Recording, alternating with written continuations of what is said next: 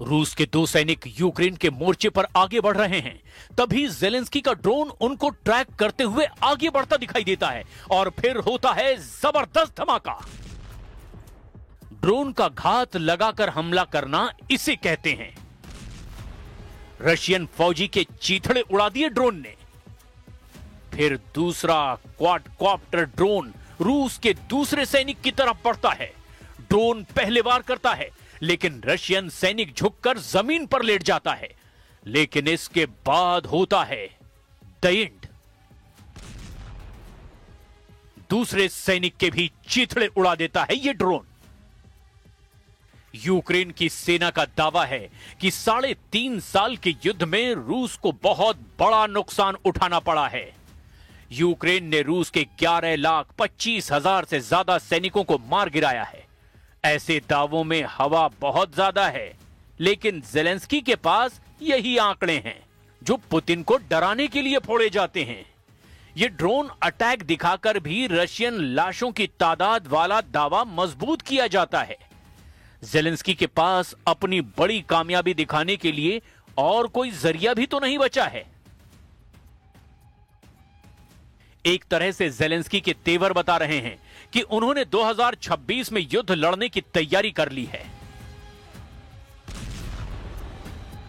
क्योंकि Vladimir Zelensky को रूस से लड़ने की एक नई गारंटी मिलने जा रही है।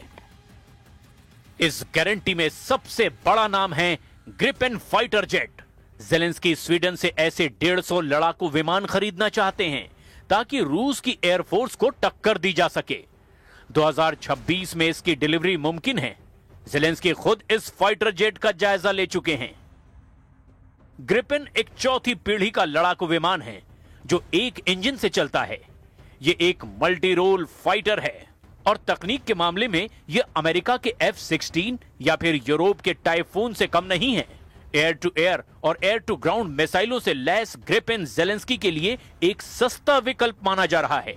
इसे बनाने वाली कंपनी का दावा है कि यह रशियन लड़ाकू विमानों का बखूबी मुकाबला कर सकता है। अभी यह विमान दक्षिण अफ्रीका, थाईलैंड, ब्राजील, चेक गणराज्य और हंगरी की वायुसेना के पास है और यह फाइटर नेटो के कई मिशन में भी शामिल रहा है।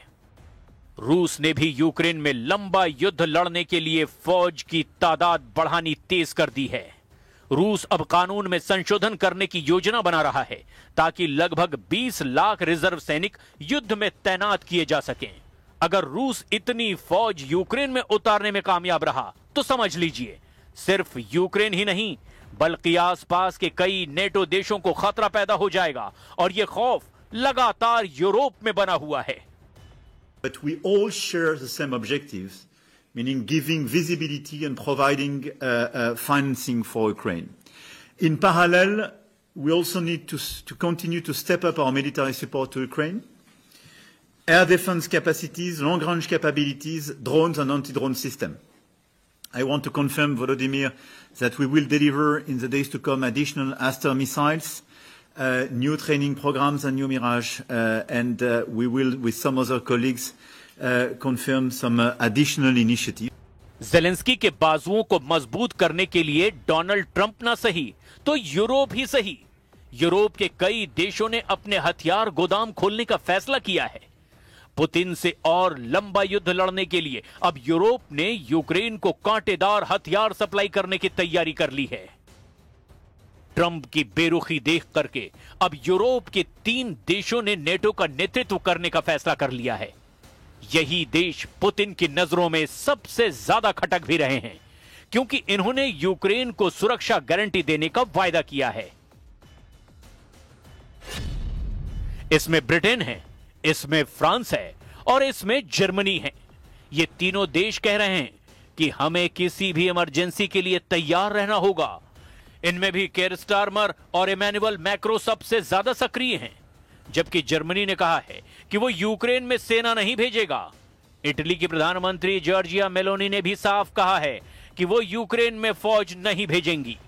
हालांकि वो यूक्रेन के बाहर जेलेंस्की की फौज को ट्रेनिंग देने के लिए तैयार हैं। इससे पहले जेलेंस्की फ्रांस को मिराज फाइटर जेट देने के लिए शुक्रिया अदा कर चुके हैं। दरअसल ये वो फाइटर जेट है जिन्होंने खत्म हो चुकी यूक्रेन की वायुसेना में नई जान फूंकी है। और अब ये विमान लॉन्ग रेंज वाले बम और मिसाइलों से रूस को एक बार फिर डराने के लिए, उनकी सेना पर हमला करने के लिए तैयार हैं। Together we have defined a strategy to support Ukraine's future security so that it can deter and defend itself against a future attack. And I want to thank once again all the Scholz for the great work. And it's very important to follow up our effort, to follow up the planification, and to continue the work to engage with the US. And I think it's very important as well to have UMAM completely involved for regeneration efforts.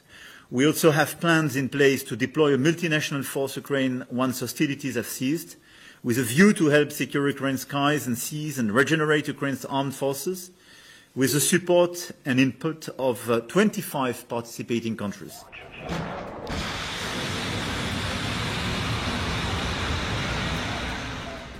Zelensky इस वक्त किसी भी कीमत पर रूस के long range attack रोकना चाहते हैं, क्योंकि कीव और बाकी शहरों में ठप पड़ी बिजली लगातार नया सायरन बजा रही है। वैसे बिजली के ठिकानों पर हमले यूक्रेन पर शुरुआत से हो रहे हैं, लेकिन सर्दियों से पहले ऐसे अटैक ज़ेलेंस्की और उनके लोगों के लिए बहुत बड़ा खौफ बनते जा रहे हैं।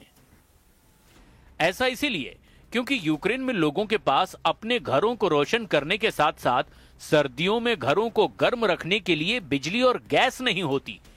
वैसे जिस युद्ध को लेकर 4 साल का वक्त होने वाला है, कीव में इस 9 मंजिला इमारत पर हुए हमले ने एक बार फिर ज़ेलेंस्की को बताया कि पुतिन चाहें तो यूक्रेन की राजधानी को गाजा बना सकते हैं, लेकिन अभी उनकी रहम वाली डोज खत्म नहीं हुई है। Внуками дома была. Мы услышали, как раз, говорю, чуть с кровати не упали, бабахнуло. Я говорю, ну, наверное, где-то или шина лопнула. इस वक्त यूक्रेन की हालत बहुत ज्यादा खस्ता है, क्योंकि पुतिन के ड्रोन और क्रूज मिसाइल अटैक ने कीव समेत यूक्रेन के कई शहरों में अंधेरा मचा दिया है। पुतिन की सेना अब यूक्रेन के उन ठिकानों पर हमला कर रही है जहां से बिजली सप्लाई होती है, लिहाजा यूक्रेन के शहर अंधेरे में डूबे हुए हैं। हड्डी गला देने वाली सर्दी से पहले ही यूक्रेन पर ऐसे खतरनाक हमले पुतिन का ऑपरेशन ब्लैकआउट कहा जा रहा है, जिसमें पुतिन के भीतर अब यूक्रेन की खातिर रहम के लिए कोई जगह नहीं बची है। इसी ऑपरेशन ब्लैकआउट को टक्कर देने के लिए ज़ेलेंस्की अब लॉन्ग रेंज वाले हथियार चाहते हैं, ताकि रूस को ऐसे ठिकानों पर जवाब दे सकें जहां से पुतिन यूक्रेन पर लंबी दूरी के अटैक लॉन्च कर रहे हैं। फ्रांस के राष्ट्रपति इमैनुअल मैक्रों ने 10 कदम आगे बढ़कर यूक्रेन की मदद करने का फैसला किया है, या यूं कहें कि वो अब ज़ेलेंस्की को बचाने के लिए पुतिन से सीधी टक्कर लेने के लिए बेकरार नजर आ रहे हैं। इसीलिए 2026 में युद्ध को ले जाने के लिए यूक्रेन का बड़ा गोला बारूद और लड़ाके अब फ्रांस से सप्लाई होने की बात साफ हो रही है। फ्रांस ने यूक्रेन में 7,000 सैनिक भेजने की तैयारी कर ली है, यानी यूक्रेन की जमीन पर फ्रांस के 7,000 सैनिक उतरेंगे और पुतिन की फौज से आमने सामने की लड़ाई करने के लिए तैयार रहेंगे। फ्रांस से यूक्रेन को APILAS anti tank grenade launcher supply तेजी से हो रही है। 112 मिलीमीटर का इसका गोला किसी भी टैंक के परखच्चे उड़ा सकता है। एपिलास ग्रेनेड से 70 सेंटीमीटर मोटी बख्तर को भी भेदा जा सकता है। यूक्रेन की स्पेशल फोर्स इसे इस्तेमाल कर रही है और अब इनकी सप्लाई तेज करने की बात भी हो रही है। फ्रांस से ही मिले लॉन्ग रेंज हैमर बम से ज़ेलेंस्की कैसे पुतिन के अड्डे उड़ा रहे हैं, जरा वो भी देख लीजिए। यहां रशियन फौज के एक अड्डे पर हैमर बम से हमला किया गया। मिग-29 विमान से गिराए गए इस बम की रेंज 70 किलोमीटर है, यानी टारगेट से 70 किलोमीटर दूर रहकर ठिकानों पर बमबारी की जा सकती है। ऐसे ही हमलों की तस्वीरें देखकर ज़ेलेंस्की की आंखों में चमक आ जाती है। Хочу подякувати Британію і Францію. Є рішення Франції щодо додаткових винищувачів «Міраж» для України та ракет для ППО. Британія допомагатиме нам з ППО і надалі, теж ракетами і у виробництві дронів, перехоплювачів. Дякую за це.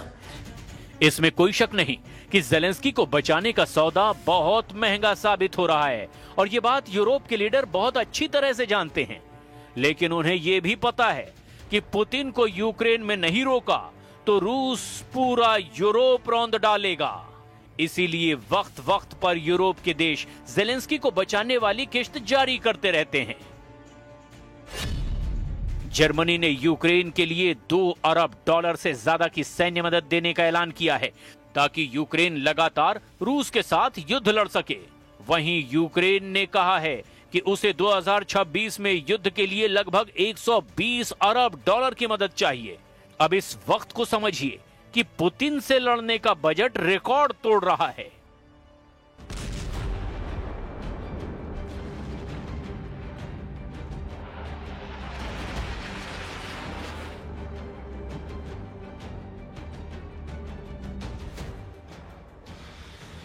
रूस के लॉन्ग रेंज अटैक रोकने के लिए ज़ेलेंस्की के लिए जरूरी है कि वो उनके लॉन्च पैड पर अटैक करें। लेकिन यूक्रेन में इस वक्त रूस के लॉन्ग रेंज वाले ड्रोन हाहाकार मचा रहे हैं। कीव से लेकर ओदेसा और खार्किव से लेकर जापोरेजिया तक ज़ेलेंस्की के हर बड़े शहर पर कयामत टूट रही है। पुतिन के लॉन्ग रेंज ड्रोन लगातार हमले कर रहे हैं और ऐसे अटैक के आगे यूक्रेन की बिजली व्यवस्था चरमरा गई है। ज़ेलेंस्की की ड्रोन कमांड ने कुछ दिन पहले ही ये वीडियो जारी किया है। इसमें दिखाया गया कि कैसे यूक्रेन की स्पेशल फोर्स ड्रोन को रशियन टारगेट की तरफ लॉन्च करते हैं। अगस्त से अब तक यूक्रेन ने रूस के लॉन्ग रेंज ठिकानों पर 60 से ज्यादा हमले किए हैं और इसमें ज्यादातर यूक्रेन के बने ही ड्रोन इस्तेमाल किए गए हैं। क्राइमिया से लेकर मेनलैंड रूस के अंदर कई तेल डिपो को ऐसे ही ड्रोन से उड़ाया गया और ज़ेलेंस्की ऐसे हमलों का हमेशा से बहुत नाज करते हुए वीडियो जारी करते हैं। Nevertheless, we are identifying weak spots, analyzing every operation and implementing new technologies based on these analyses. This enables us to complete our missions successfully time and time again. Ukraine से युद्ध तेज होने और NATO से घमासान के पूरे signal मिलने के बीच ही पुतिन ने अपने सबसे खतरनाक हथियार दिखाने शुरू कर दिए हैं। आप इसे पुतिन की 3.5 साल के युद्ध में सबसे खतरनाक तैयारी भी कह सकते हैं। रूस इस बार यूक्रेन पर नहीं बल्कि नेटो पर सबसे बड़े हमले के लिए खुद को आजमा रहा है।